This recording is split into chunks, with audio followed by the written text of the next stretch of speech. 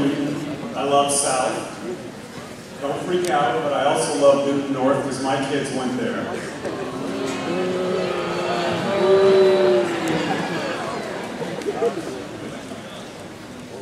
I'm here with you all today because we all read The Fault in Our Stars.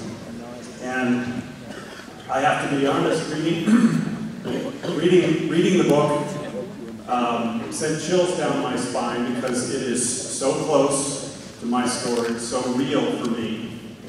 And I was frankly shocked that there was such a story. So Gus Waters and I both had osteosarcoma. We share that. As you guys know, osteosarcoma is an aggressive but rare bone cancer, and it likes to focus on teenagers, especially boys. He and I also share what we call a disability. We're both one-leggers. Titanium. We both have prostheses, and in the book, I feel like the one flaw in the book is that John Green makes it seem like the prosthesis is no big deal and easy to use, and it's not. And then thirdly, Hazel Grace and I both suffer from diminished lung capacity, although I don't need an oxygen tank. I'll explain some of that as we go. But as I'm reading this, I'm thinking, Jesus Christ, I'm Gus Waters and Hazel Grace in one person. This is so weird. So, as you guys may realize from having studied this book, the title comes from Shakespeare, who wrote, "The fault, dear Brutus, is not in our stars, but in ourselves." And what he was saying is that our fate is predetermined, and John Green vociferously disagrees with that point and says our fate is not predetermined, we do have control over it. And he began to show that in the book when Gus and Hazel took control and did what they wanted to do, what they felt they needed to do while they were still on this earth. And I'm going to tell you how I did that same thing. I think the important themes to me in this book are three things. One, that cancer does not define us, that when something knocks you down, you go on living and get back up. And that third, relationships are incredibly important in dealing with this kind of situation, the unbearable stuff. So let me back up and tell you my story in a nutshell. So how many of you are 16? So I was 16, I was a junior in high school, we lived in Michigan, it was October, and gym class that day, because it was cool outside, was in the gym, and the activity was jumping rope, which I liked. I like jumping rope. And they had put those mats down. I actually hate jumping on those mats. But, you know, teachers were always saying, you don't want you to get hurt. And so you had to do what they said. And I was jumping, enjoying myself, and in midair, my right knee froze, and I came slamming down on the mat on my knee. And if I'd had a chance to think, I would have thought, hey, that mat was a good idea. But it didn't help that much. It hurt like the dickens. Nobody knew what was going on. I was lying there screaming. And they called my dad, who was a surgeon, to come and get me. He looked at it and said, big guys hurt their knees all the time. I'm going to wrap their knees bandage, take it easy. And I was able to walk a little bit, but what was happening was the bone in my knee was disintegrating, and we didn't know that yet. And I tried to take it easy, but how many of you at 16 actually take it easy? So I heard it again a month later, and finally, in December, I walked and fell on a human leg for the last time. It had snowed and then rained, which is as slick as Teflon, and I fell, and I had to crawl my way back to the car. And that time, they did take me in, and they did a biopsy, and they said, oh my God, this is cancer. We have to take this leg off immediately. And the next morning, I was a one-legger. I call you all two-leggers with the utmost respect, but I'm a one-legger. Now, as you can imagine, when I went back to school, I was scared. I was, my friends had headed for the hills. I had, and one of the lines in the book is that, and Gus said this, is that people are repulsed by illness. Do you think you're repulsed by illness? Do you think this concept was worse when it was me? We had hallways like yours that get packed when the classes are changing.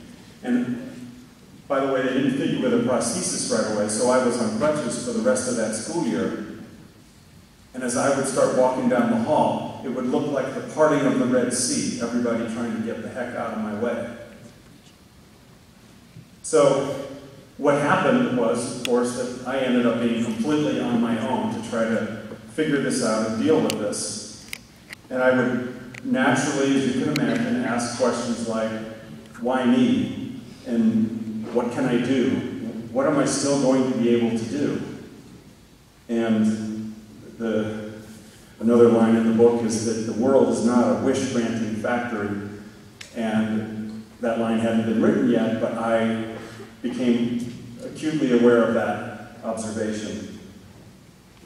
But when you have a knockdown in life like that, and it doesn't have to be cancer, it doesn't have to be some sort of a disability, it can be psychological, it can be emotional, but when you have a knockdown like that, that's really severe, I think you only have two choices. There's no middle ground. You either wither and cave in and sort of disappear into yourself, or you rise to the challenge and you figure things out. You all remember this picture from the book?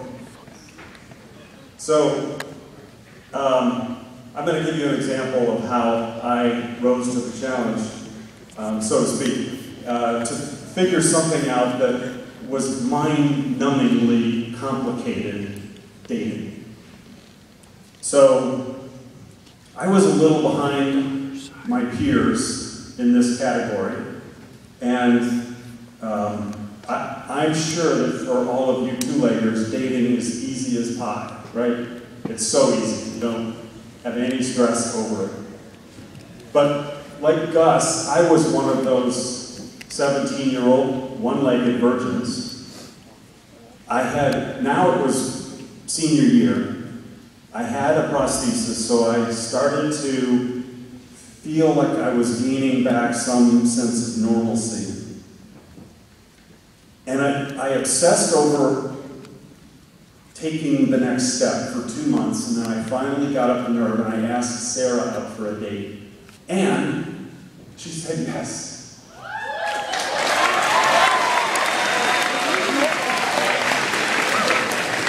So I took Sarah to a movie. The movie was the rock opera Tommy. And we went in to our respective restrooms, and as I was washing my hands and coming away from the sink,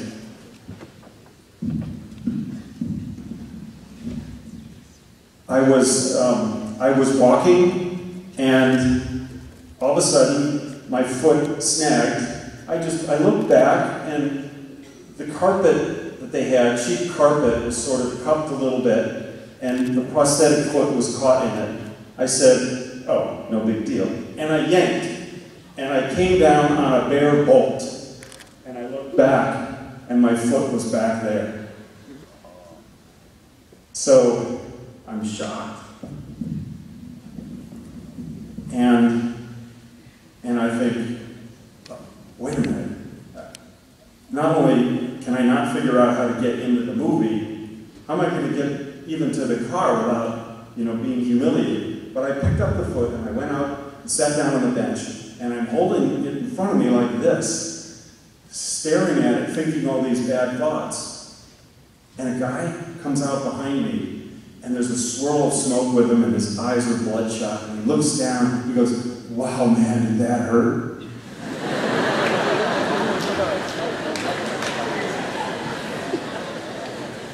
You know, I couldn't help smiling.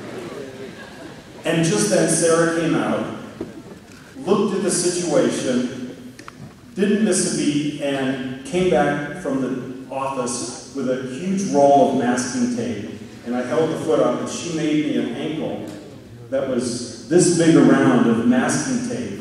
And then I just used her as a cane, sort of, and we got into the movie, watched the movie, and got back out to the car.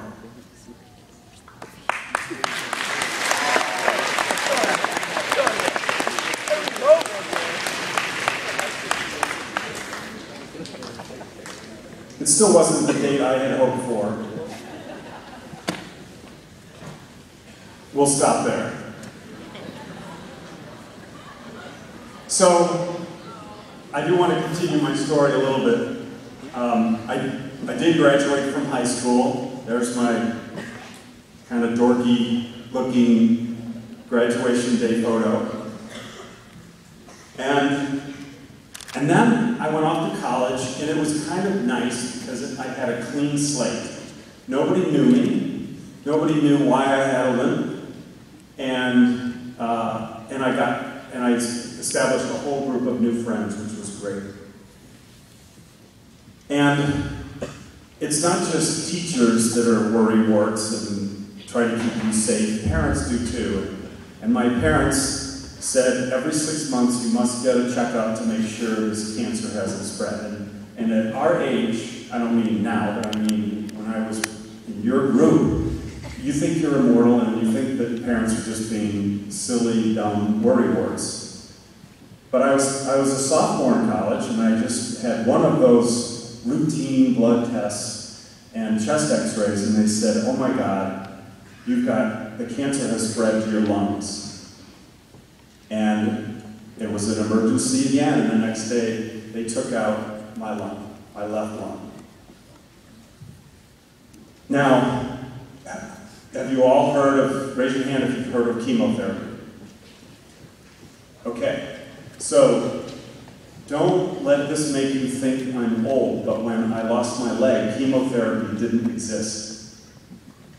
And for just the luck of the stars, let's say, it did exist when they took out the lung, but they didn't know anything about how well it would actually work. And so they said, well, this is a very aggressive cancer that spreads, it spread to your lung, and in the past, when this has happened, no one has survived. But what the heck, we're going to try chemotherapy anyway. And so I went through a year of chemotherapy. As you guys know, chemotherapy, well, most of it, makes your hair fall out. But I had a full beard, so my hair fell out from here up, and I kept a full beard, which made me look mean as a snake. Plus, I didn't feel good. When the chemotherapy was over, I said, F it, I'm going to go do something I want to do, because I'm going to die doing it, and I decided to go be a ski bum. Now, I chose that because I really liked skiing. I tried it a little bit after I'd become a one-legger. It was hard as heck to do. It was turn, fall, turn, fall. It was, everybody else thought, oh, that's not going to work. He's not going to keep up with that. But I had a feeling that if I went and just did nothing else and focused like a laser beam on that one thing, I could